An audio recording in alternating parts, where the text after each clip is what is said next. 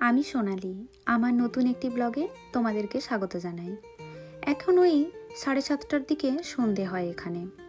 বাড়িতে ফল শেষ হয়ে গেছে, সেই জন্য ভাবলাম একটু ফল কিনে আনি। যাব এখানেরই কাছে বিগ ফুড বলে একটি দোকান আছে, সেখানে। এই যে দেখো, এখানে কীরকমভাবে কলাগুলো বিক্রি হয়, প্লাস্টিকে মুড়ে। এই যে কলাগুলো, এইগুলোর দাম 2980 ওন, মানে ওই আমাদের ইন্ডিয়ান টাকায় 180 টাকার মতো।